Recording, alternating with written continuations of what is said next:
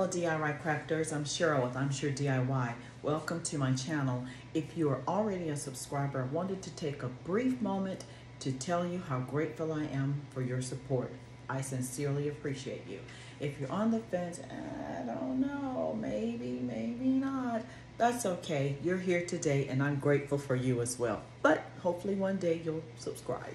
So I have this bench that I made today, and it was so satisfying seeing it transform the way that it did. And I want you to feel what I felt, because I just got overly excited because it's like, oh, right before my very eyes. So if you're ready to go, I'm ready to go. Let's go on this little journey of making this bench together and have fun with it. You ready? Come on, let's go.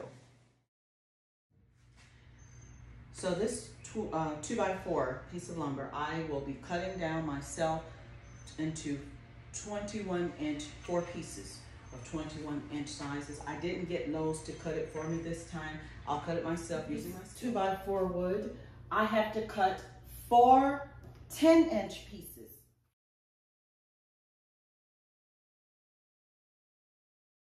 Now that all of the pieces are cut to size, I have 10 inches, I have 21 inches, and I have 3 of the 4 of the 40 inches, and I will sand them.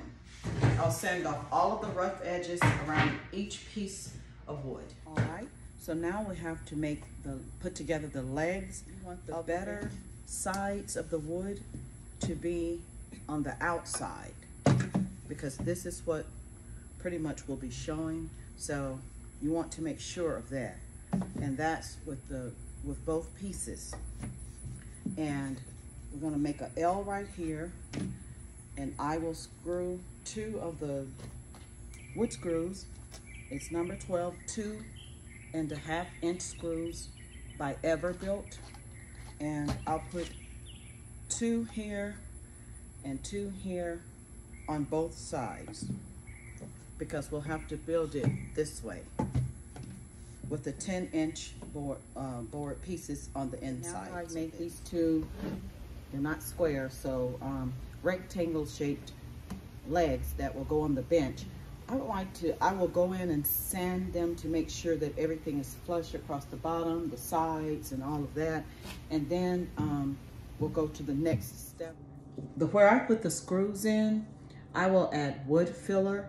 It's called Minwax Stainable Wood Filler, and on purpose, I put the screws in just beneath the surface so that it'll leave a small indentation, so that I can smooth out and level out the wood so that it won't appear to have a screw there. So I'll fill all those areas with this wood filler, and once I get it packed with wood filler, I'm gonna simply just rub across it and allow it to dry, and then I will sand it. This is how it looks so far. I'll take these pieces of wood that will be used to make the bench, and I will measure 32 inches this way and this way.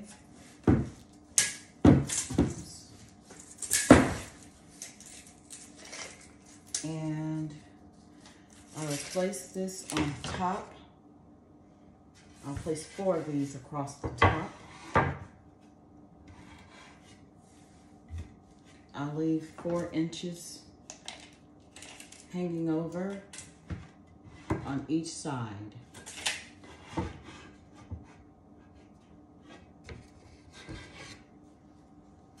And I will screw those down with some, since this is a 1x4, since these are 1x4s, I'll screw them down with 1.5-inch screws, not the 2.5-inch screws. This is how it looks. As you can see, I have not stained it or anything, because I was contemplating whether I want to add some bars across the bottom area down here. I think I might want to do some 1x2s down there just to have some railing, so to speak, across the bottom. Okay, so here's the bench, but as you can see, I did add the bottom rail here. There are 4 bars across the bottom, and I bought a 1x2 by 8 or 10 feet piece of wood, and I cut it down 32 inches so that I could have 4 bars across the bottom, and I have them spread out like 1 1/4 inch so apart. So now, but that's optional, you don't have to do that part. But now I will stain it. So I will start with the dark walnut. It's by Minwax. It's by Minwax, and it's called dark walnut. And I've been stirring it, so it's pretty mixed now, because you want everything to be mixed well before you start using it. And I have a lint-free cloth that I plan to use. I have a brush as well to get in the cracks and crevices, but I have this lint-free cloth that I plan to use.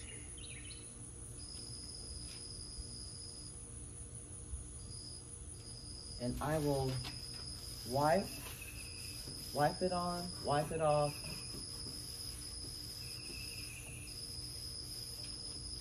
and just have full control of the stain as it goes on.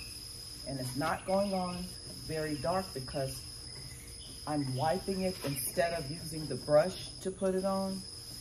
So as I'm wiping off right behind it as I go.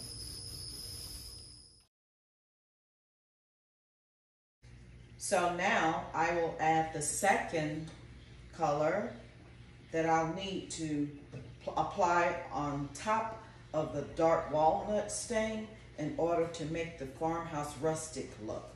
So I've been stirring and stirring and stirring, so I think it's about ready for me to add it. What I have here,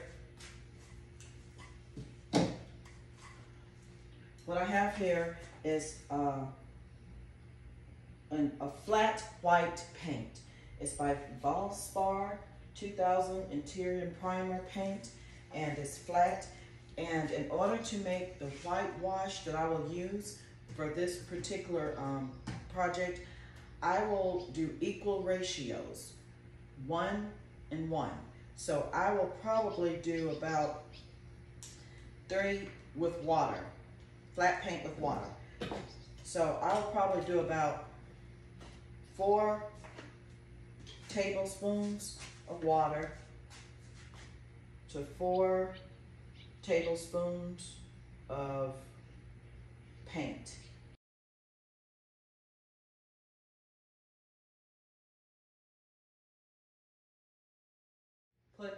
I will put the paint on with the foam brush, and then I'll wipe it so that it could all cover the bench pretty well as I go.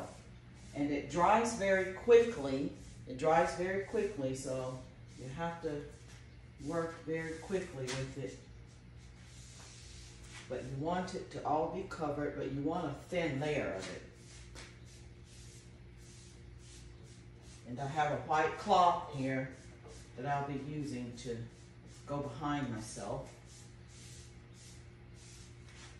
to catch it before it soaks in too much.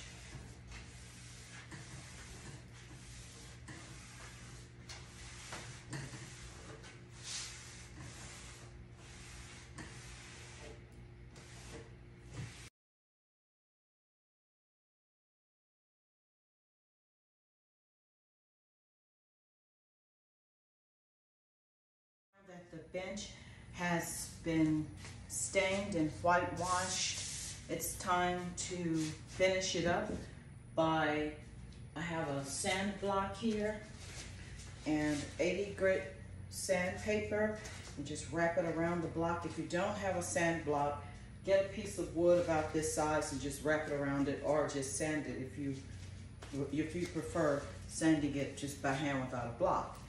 And lightly, I will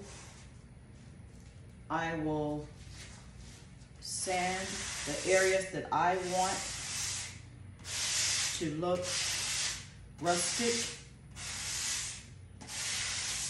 and it starts to come to life with that look after you sand through it maybe once or twice. And this is just the most fun part for me. Beautiful to me to see this transformation. So I will continue to do this. I'll do the outsides and the edges, rough them up a little bit. The complete product right here, and almost complete. For me, I just feel better and I sleep better at night knowing that after spending all this time and sweat and muscles lifting this heavy thing, I have to seal it and protect it. And I'll do that with polyacrylic Minwax polyacrylic protective finish. Just one thin coat. That'll do it for me. That'll do it because it'll be inside.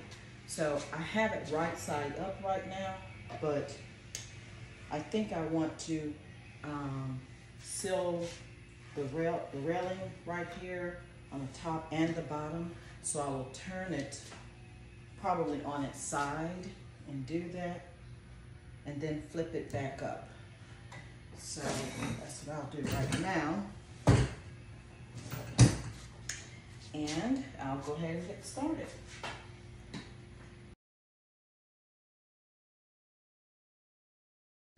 Okay, now that I've put polyacrylic, on the bench, I don't have any of the things for the bottoms, or like floor protectors. So I have a jute cord, and what I will do is I will put hot glue on this jute cord,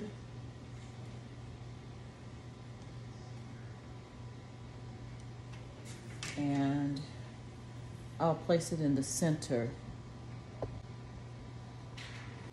of this leg, and I'll let it sit there for a minute until it